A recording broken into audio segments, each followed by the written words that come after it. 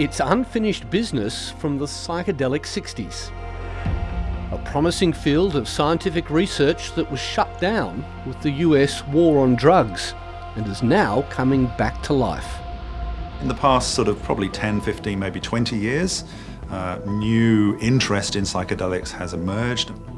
Australia, to the surprise of many, is leading the way, with the Therapeutic Goods Administration last year making the shock announcement it would allow clinical use of 2 psychedelic drugs outside of research trials for specific mental health conditions, a decision which divided the profession.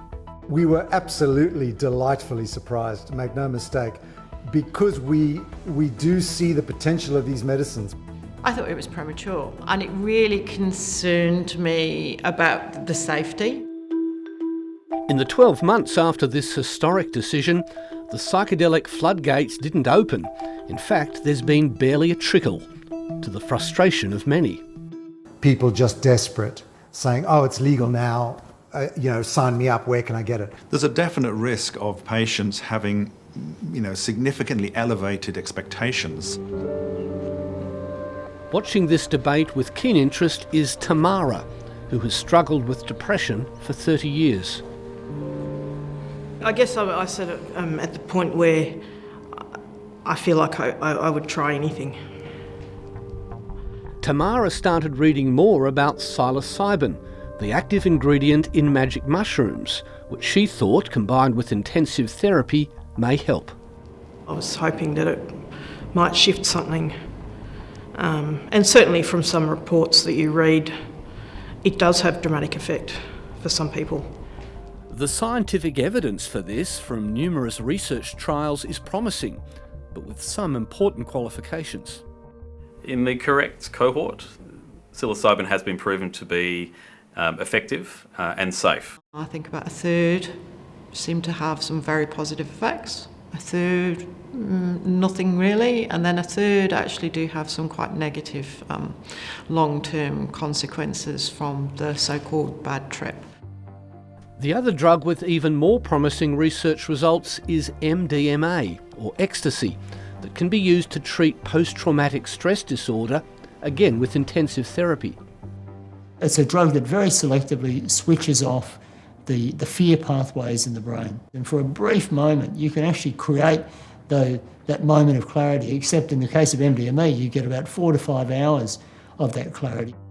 When the TGA announced last year both MDMA and psilocybin could be used therapeutically, it set out strict controls and warned the drugs would be closely monitored.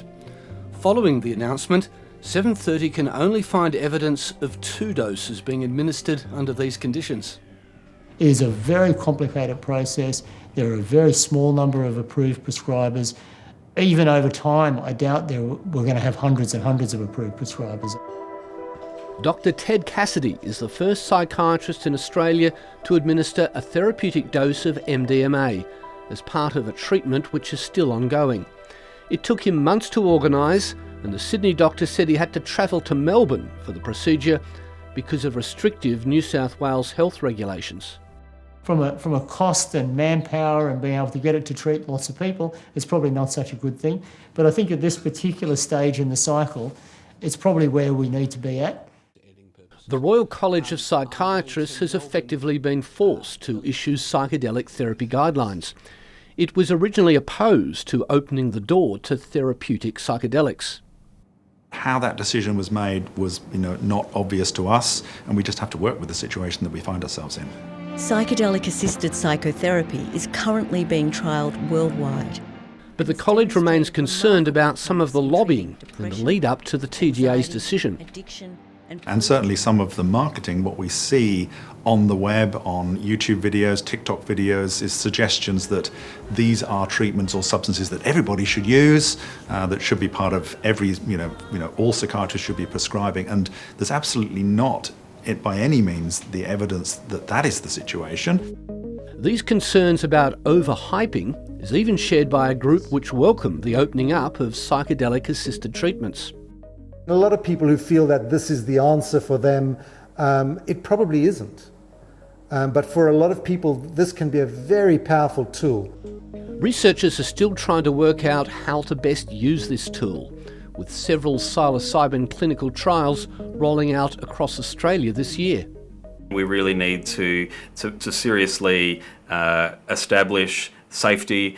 We need to be able to establish how this new therapy is going to be rolled out in the real world. Why are we getting some people having absolutely phenomenal benefits and some people actually getting worse?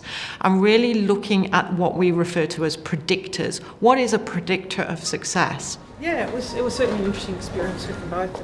Tamara took part in a pilot last year for one of these research trials at the Swinburne University of Technology in Melbourne. Although she was supported by a psychiatrist and psychologist in a calming setting during her 2 trips, it was still tough going. It was very intense. I certainly didn't have any epiphany or any life-changing sort of moments, but I've never really remembered my dreams ever or felt that I ever dreamt. And I'm certainly dreaming a lot now, which is quite strange.